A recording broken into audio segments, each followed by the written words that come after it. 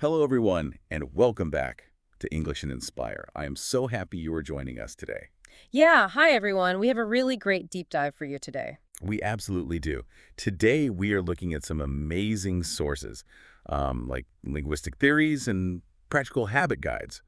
Our mission for this deep dive is to build a simple, daily system to help you master English. Which is, exactly what I need Yeah, because learning a language is hard. it is so hard. And there is this core problem that so many learners face.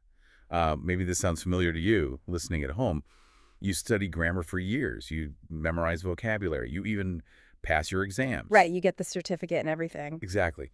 But then you get into a real-world conversation, and you just completely freeze up. Oh, wow. Yeah, I mean, that happens to me all the time. It happens to everyone. In our sources today, there is a story about a woman named Nadia.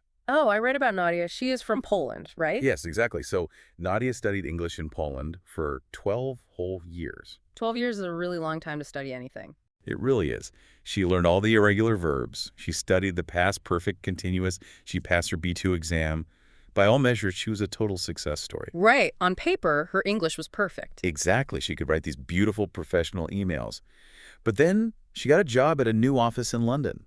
And, let me guess. The real world was very different from the textbook. It really was. Huh. On her very first day, a coworker asked her a casual question by the coffee machine, and Nadia just completely froze. Oh, no. That is so scary. Why did she freeze? Well, she knew the vocabulary, she knew the grammar rules, but the words were just coming at her too fast. The British coworker was blending all the words together. Yeah, native speakers do that a lot. We speak so fast. We do. And all of Nadia's 12 years of hard studying just disappeared in 3 seconds. She stood there completely paralyzed. Paralyzed. That is actually our first useful vocabulary word for today, right? Yes, it is. Paralyzed means you are so scared or shocked that you literally cannot move or speak. You are stuck. Right. Like when you see a bear in the woods, you might be paralyzed with fear. Perfect example. And, that feeling of being paralyzed in a conversation, the solution is not studying harder. Wait, really?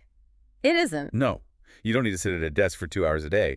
The real solution is building small 10 to 15-minute daily habits. Okay, I love the sound of that. Just 10 or 15 minutes. Exactly. It bridges the gap between classroom English and real-world English. But I have to ask, if 12 years of studying grammar didn't work for Nadia, what is the point of grammar? Should we just throw the rule book away? That is a great question. We don't throw it away completely, but we definitely need to stop obsessing over it. Because obsessing over it makes us freeze. Right. When you try to be perfectly grammatical all the time, it ruins natural communication. I do that. I am always in the middle of a sentence and I stop and think, wait, is this the past perfect tense? And when you do that, the conversation stops. Real conversation moves at the speed of thought. You don't have time to check your mental grammar book. Exactly. And to understand why this happens, we need to look at a famous linguist from the 1970s named Stephen Krashen. Oh, I saw his name in the sources. Stephen Krashen. What did he figure out? He figured out that there is a huge difference between two words, learning and acquisition. Learning and acquisition. They sound like the same thing to me. Most people think they are the same, but in the brain, they are totally different. Learning is when you consciously memorize rules, like drilling verb tables. Okay, so sitting in a classroom and memorizing is learning. Yes, but Krashen said that learning is just a slow monitor or an editor in your brain. It is clunky. So what is acquisition then? Acquisition is the second vocabulary word we want to highlight today. Acquisition means naturally and subconsciously picking something up without trying to memorize it. Like how a baby learns their first language. Exactly. A toddler doesn't study sentence structure. They just absorb the language by listening to their parents. It becomes a physical part of them. Right. They just, feel it. They know when a sentence sounds wrong, even if they can't explain the grammar rule. Yes, that intuition is the magic of acquisition. And Krashen argued that true fluency only comes from acquisition, not from learning. Okay, but Ava, wait, we can't just go back to being babies. Right. We are adults. We have jobs. So how do we actually force our brains to acquire English? We use a concept called comprehensible input. Krashen called it I+1. I+1. Okay, let's break that down. What does the I stand for? The I is your current English level. It is the language you already understand perfectly without translating in your head. Oh, I see. And the +1 is the next step up. Yes. It is input that is just one tiny step beyond your current level. Let me give you an Oh, analogy. I love analogies. Think about lifting weights at the gym. If you can lift 100 pounds and you try to lift a plastic broomstick, what happens? Well, nothing. Your muscles won't grow because it is too easy. Right. And what if you try to lift 500 pounds? You will get crushed. It's way too heavy. Exactly. So your I+1 is lifting 105 pounds. It is just challenging enough to make you stronger, but not so hard that you fail. That makes so much sense. So how does that work for English? How do I know if a podcast is my I+1? Well, the research says that when you are reading, you should understand about 95 to 98% of the words. Wait, 98%? That seems like really high. I know it sounds high, but think about it. If you only understand 70% of a text, you have to stop and look up words constantly. Yeah, and that is super annoying. Feels like homework. Exactly, you go back into learning mode. But at 98%, you only see one new word every few paragraphs. So you can just guess what the new word means from the context of the story. Yes, your brain figures it out automatically. And that brings us to our third vocabulary word, comprehensible. Comprehensible, does that just mean easy to understand? Exactly. If something is comprehensible, it makes sense to you. It is clear. Okay, so we need comprehensible input. We need English that we can mostly understand. Right. But there is a catch. You could listen to perfect I+1 English and still not learn anything. Wait, really? Why not? Because of something called the affective filter. The affective filter. That sounds complicated. What is that? Imagine a toll booth sitting inside your brain. If you are anxious, afraid of looking stupid, or just really bored, that toll booth closes. So the English goes into my ears, but it gets blocked before my brain can actually learn it. Yes, exactly. Your fear literally hijacks your brain. Oh, wow. So if I am stressed about making mistakes, I am actually stopping myself from learning. You are, which is why you have to relax. You have to consume material that you actually enjoy. But, just listening and relaxing sounds almost too easy. Do I just lie on the couch and magically become fluent? No, it is not quite that easy. Another researcher named Meryl Swain noticed a problem with Krashen's theory. Oh, a plot twist. What did she find? She looked at students in Canada who studied all their subjects in French. Math, science, everything. So they were getting tons of comprehensible input. Tons of it. But Swain noticed that when these students tried to speak, they made really weird grammar mistakes. So the input didn't fix their grammar. Nope. Because when you listen to a sentence, your brain just jumps to the meaning. You don't pay attention to every little grammar word. Right. If you say, I was walking down the street yesterday, my brain just hears, I walk street yesterday. Exactly. You ignore the word was or the ing on walking because you don't need them to understand the story. Okay, so how do we fix that blind spot? Through output, speaking and writing. When you actually try to build a sentence yourself, you realize what you don't know. Because you can't fake it. You have to put the pieces together yourself. Exactly. So that is the science part. Now let's talk about the actual daily habits you can build based on all this science. Yes, let's get into the 5 habits. I need practical steps. What is habit 1? Habit 1 is passive immersion. Passive immersion, so just letting English play in the background. Yes, for at least 1 hour a day while you cook or drive or clean the house. And the most important rule, no taking notes. Wait, no notes. Am I just not paying attention then? You are paying attention to the music of the language, the prosody, the rhythm. Okay, because English has a very specific rhythm, right? It does. Some words are loud and some are squashed together. Passive immersion helps your brain learn where one word stops and the next word starts. Oh, because when native speakers talk, we don't put spaces between our words. It just sounds like one long sound. Exactly. So passive immersion trains your ear to hear the chunks. But you have to pair it with habit 2. Okay, what is habit 2? Habit 2 is active listening, just for 15 minutes a day. Okay, 15 minutes is totally doable. What do I do? Use a technique called listen, pause, and predict. You take a 30-second clip of a podcast, you listen, pause the audio, and then you guess what was just said. So I have to actually think about it, and then do I check the transcript? Yes, you check the transcript after you predict. This is so important because of connected speech. Connected speech. That is when words more than change, right? Yes. And this is the perfect time for a short role play to show what we mean. Oh, I love a good role play. Let's do it. Okay, pretend we are Nadia's coworkers at the coffee machine in London. I will be the textbook English speaker, and you be the real-world native speaker. Got it. I am ready. Okay. Hello. What are you doing out of the office? Do you want to get a cup of coffee? Hey, what you doing out of the office? You want to go have coffee? Boom. Exactly. What are you doing becomes what you're doing. Out becomes out, and want to becomes wanna. Right. And if you only read textbooks, your brain doesn't have a file for the word whatcha. Yeah, my brain would just crash. I would stand there frozen. This is why active listening with transcripts is vital.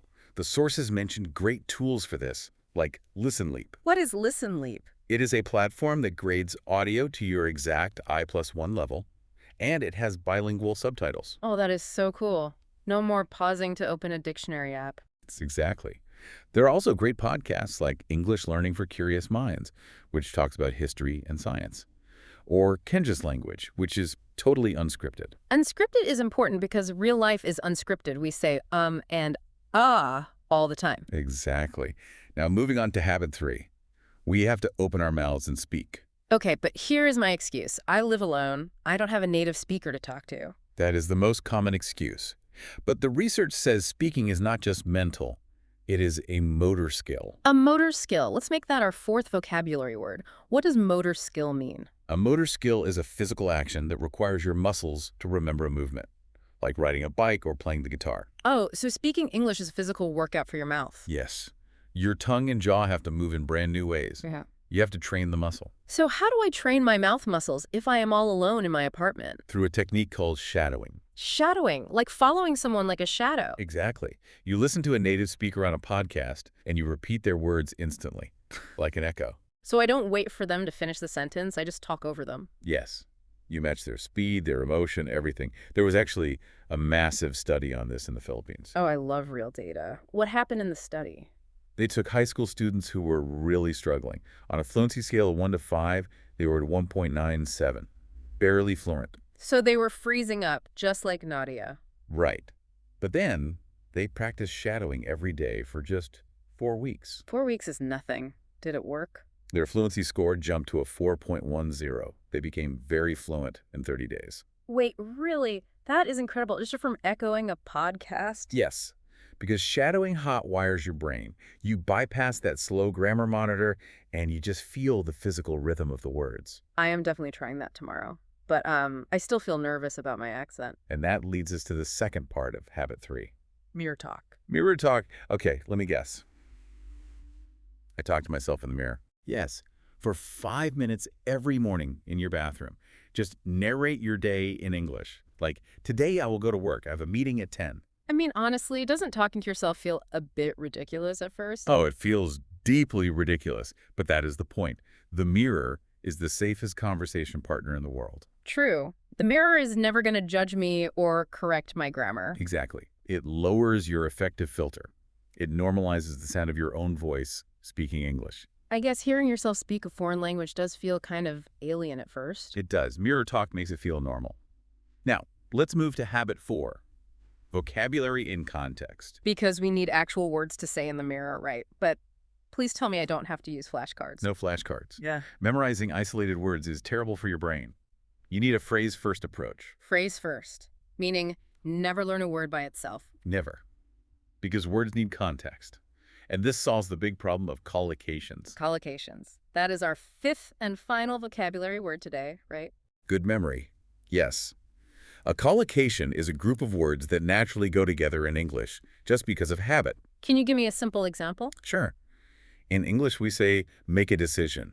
We never say do a decision. Oh, that is a light, humorous moment right there because I did a decision sounds so funny to a native ear, even though it makes logical sense. Exactly. If you just memorize single words, you might stitch them together weirdly.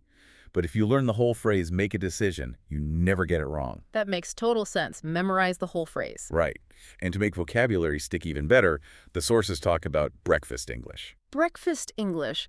I was so curious about this one. Does it mean I only study while eating eggs? Basically, it uses sensory memory. Oh, sensory. Relating to our senses, like taste, touch, smell. Yes. So instead of reading the word crispy on a paper, you wait until you are eating breakfast. You take a bite of toast, feel the crunch, and say the word crispy out loud. Wow. So I am physically tying the English word to the feeling in my mouth. Exactly. Or taking a sip of coffee and saying bitter. These memories are incredibly strong, Because they use your whole body, That takes literally zero extra time in my day. I love it. which perfectly sets up habit 5, writing and habit stacking. Okay, writing. Am I writing essays now? No essays, just 10 minutes of low-pressure journaling. Just get your thoughts flowing. But what if I look at the blank page and my mind just goes empty?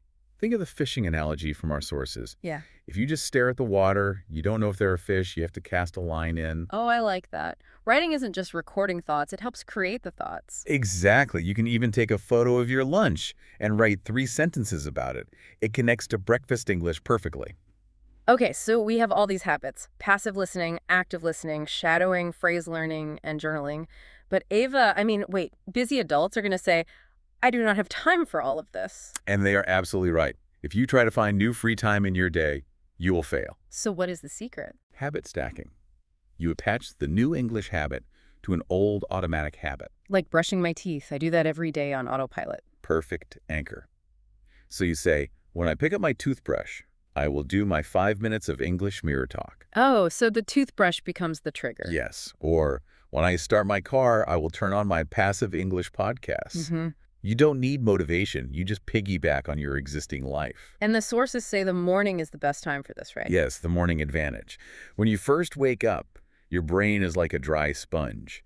If the first thing you hear is your native language, your brain locks into that mode. But if I wake up and immediately name the furniture in my room in English... You boot the system up in English. It makes the whole day easier. Yeah. And there is one tiny micro habit to finish your morning. What is it? One sentence out the door. Right before you leave your house, you put your hand on the doorknob and you say one sentence in English. Like, today I will not be afraid to make mistakes. Exactly. It shifts your identity. Yeah. You aren't just trying to learn English. You are taking action as an English speaker. But what happens when I oversleep? The alarm doesn't go off. I miss the mirror talk. I miss the podcast. Do I just give up? Never give up. The golden rule is this: 1 missed day is rest. 2 missed days is a new habit. Oh, wow. 1 missed day is rest. 2 is a new habit. Exactly. Never miss 2 days in a row. Even if you only have 30 seconds, just name 3 objects in your car in English. Keep the streak alive. That is so encouraging. Consistency is way more important than intensity. Exactly. Let's do a quick recap of the 5 daily habits from our sources before we go. Okay, habit 1, passive immersion. Just listen to English while doing chores to learn the rhythm. Habit 2, active listening. Spend 15 minutes pausing and predicting to learn connected speech. Habit 3, shadowing and mirror talk. Speak out loud to train your mouth muscles and beat anxiety. Habit 4, vocabulary in context. Learn full phrases and use breakfast English to connect words to your senses. And habit 5, habit stacking and journaling. Attach these small tasks to your morning routine so you actually do them. That was a perfect summary. You have the map now. You understand the mechanics. It's time to actually use it in the real world. But before we sign off, I want to leave you, our listener, with a final provocative thought. Oh, I love these. Give us the challenge. Right now, as you are listening to us, what language is your internal monologue in? What language are your thoughts taking shape in? That is the ultimate test of acquisition, isn't it? It really is. So my challenge for you is this. Tomorrow morning, before you even get out of bed, force your very first conscious thought to be in English. Name the ceiling, the window, the bed. Boot the system up in English. Don't wait until you are ready. Just start. Starting is what makes you ready. Thank you so much for joining us for this deep dive. Please take a second to like this video, subscribe to English&Inspire, and turn on that notification bell. And we want to hear from you. Tell us in the comments, which daily habit will you start today? Keep learning, keep speaking, keep inspiring. See you in the next episode.